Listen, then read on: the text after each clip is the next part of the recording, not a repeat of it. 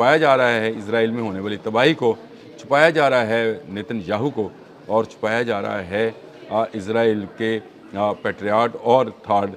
Israel ने ऐलान किया था कि उसने हिजबुल्लाह का हेड ऑफिस जो है उसको बम से उड़ा दिया है। इसराइल जो है, अमेरिका, दोनों जंग हार रहे हैं।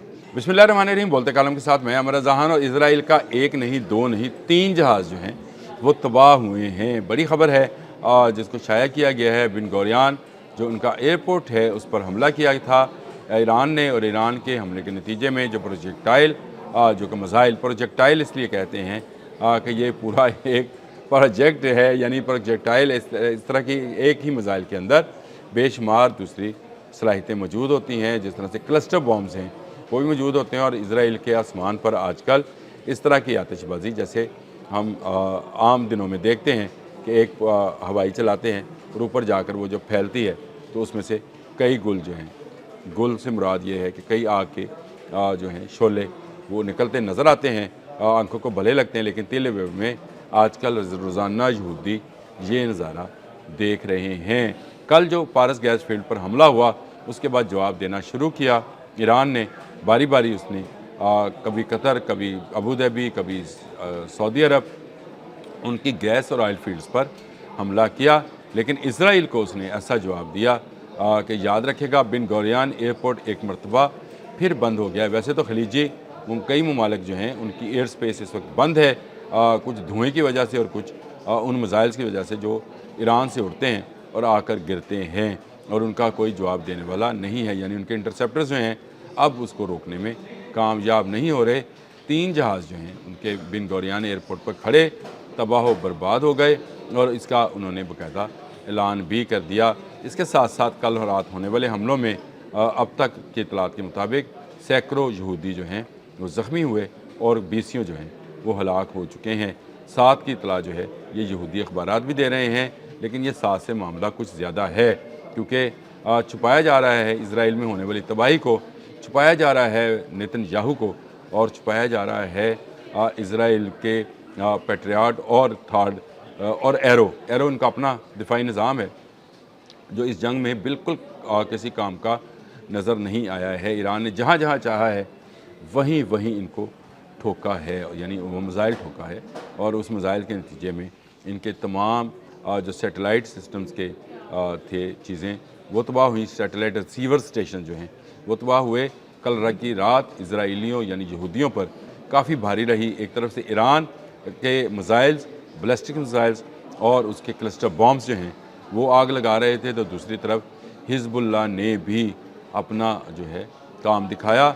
मज़ीद 6 इजरायली टैंक्स जो हैं उनको ईरानी मिसाइल्स के ज़रिए निशाना बनाया। ये एंटी टैंक मिसाइल्स थे, लेज़र गाइडेड मिसाइल थे, जिनसे मज़ीद मरक्का उनका टैंक है वो जदीद टैंक समझा जाता है। 4 पहले इन्होंने जलाए थे हिजबुल्लाह ने, और 6 रात को, यानी 10 टैंक जो हैं अब तक इनके हो गए हैं। इसके साथ साथ इसराइल के तमाम शहरों पर भी हिजबुल्लाह ने अपनी कार्रवाइयाँ तेज़ की हैं। कल इसराइल ने ऐलान किया था कि उसने हिजबुल्लाह का हेड ऑफिस जो है उसको बम से उड़ा दिया है, मिसाइल से गिरा दिया है, और अब हिजबुल्लाह उस तरह की कार्रवाई नहीं करेगा। लेकिन कल की रात जो है हिजबुल्लाह ने सैकड़ों रॉकेट्स दागकर बताया कि अभी हम ज़िंदा हैं, यानी अभी वो ज़िंदा हैं, और इंशाअल्लाह ताला वो इसराइल को मज़ीद नौ आबादियाँ बनाने और मज़ीद कब्ज़े की इजाज़त नहीं देगा। ये एक बड़ी ख़बर थी, 3 जहाज़ों का तबाह होना। इससे पहले अमेरिका के कई जहाज़ जो हैं वो तबाह हो चुके हैं, लेकिन ये वो हैं जो कि मीडिया पर आई रिपोर्ट्स। ना मैं इसराइल में हूँ, ना मैं ईरान में हूँ, मैं आपके सामने बैठा हूँ, लेकिन इंटरनेशनल मीडिया के अंदर जो किसी भी ज़ुबान में ख़बरें आती हैं मैं आप तक पहुँचाता हूँ, ताकि आपके तक ताज़ा तरीन इस जंग की सूरत हाल पहुँचती रहे। पाकिस्तान डायरेक्टली लिंक्ड है, पाकिस्तान क्या पूरी दुनिया इस जंग से मुतासिर है। कहीं ऑयल की प्राइसेस बढ़ रही हैं, कहीं गैस जो है नापैद होती चली जा रही है, और ऐसी सूरत हाल में आप लोगों का अवेयर रहना, यानी आप लोगों के लिए जो है मालूमात जो हैं लेकर मैं आता हूँ, और यही बताता हूँ कि इसराइल जो है, अमेरिका, दोनों जंग हार रहे हैं, और ये जंग हारने के बाद ये माफ़ी भी मांगेंगे और ईरान का होने वाले नुकसान का अजाला भी करेंगे।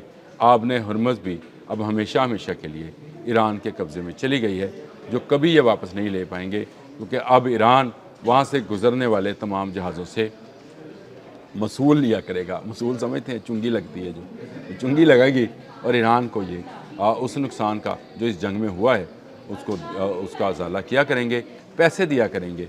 अरब ममालिक से जहन से ये ज़ौम भी ख़त्म हुआ कि अमेरिका उनकी हिफाजत कर सकता है। अमेरिका अपने अड्डों की हिफाजत नहीं कर सका, अमेरिका इनकी हिफाजत क्या करता? अमेरिका अपने बगल बच्चे या नजायज़ बच्चे इसराइल की हिफाजत नहीं कर सका, तो इनकी हिफाजत क्या करेगा?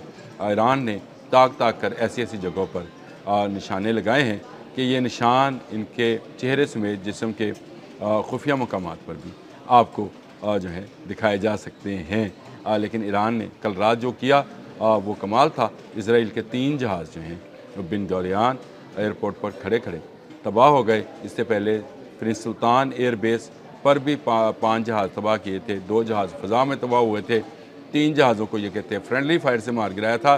तो जहाज़ गिनते जाएँ, इनकी गिनती अभी और बढ़नी है, ये गिनती कम नहीं होनी है, गिनती में इजाफा होते चले जाना है। जैसे जैसे जंग आगे बढ़ रही है, जैसे अब 20वां रोज़ है जंग का, वैसे वैसे ईरान इनके असाब पर सवार होता चला जा रहा है। इसराइल और इसराइल में रहने वाले यहूदी जो हैं, जो ये समझते थे कि शायद ताकत का मंबा अमेरिका है और वो अमेरिका के बगल बच्चे हैं, इसलिए वो जो चाहेंगे मिडल ईस्ट में करेंगे। ईरान ने साबित किया कि अब मिडल ईस्ट में वो होगा जो ईरान चाहेगा। याद रखिएगा, आज के बाद ईरान असल में मिडल ईस्ट पर हुक्मरानी करेगा, क्योंकि वो जिस मुल्क की तरफ एक मरतबा देखेगा आँख निकाल कर, उस मुल्क की जान निकल जाएगी कि उसको अमेरिका भी बचा नहीं पाएगा। ईरान के साथ भी कुव्वतें मौजूद हैं, दुनियावी कुव्वतें जिनको कहा जाता है वो मौजूद हैं, लेकिन उस पर अल्लाह की जानिब से भी कुछ कुव्वतें जो हैं मुझे ऐसे दिखता है जैसे वारिद हो रही हैं और वो इसकी हिफाजत के इंतज़ाम कर रही हैं। नहीं तो कहाँ अमेरिका की टेक्नोलॉजी और कहाँ ईरान। लेकिन ईरान का जो है पुरानी टेक्नोलॉजी भी जो है, जैसे शायद 136 है, उसका भी जदीद टेक्नोलॉजी मुकाबला नहीं कर सकी। तो ये बिल्कुल हाथी वालों को अबाबीलों का जवाब है, जो सजील फेंकती थी और हाथी जो है खाया हुआ बुस बनती चली जा रही थी। आज ये खाया हुआ बुस जो है आपको बिन गोरियान में, प्रिंस सुल्तान एयरबेस पर और कुवैत में, इराक़ में नज़र आता है, जहाँ पर इमारतें ज़मीन बोस हैं और ईरान के आने वाले ड्रोन्स और ईरान के आने वाले मिसाइल्स को रोकने वाला कोई नहीं है, और ईरान रुक भी नहीं रहा है। अब दुनिया कहेगी कि रुक जा, और ईरान नहीं रुकेगा जब तक अमेरिका और इसराइल उसके पाँव नहीं पड़ेंगे। अब तक के लिए इतना ही। अल्लाह हाफ़िज़।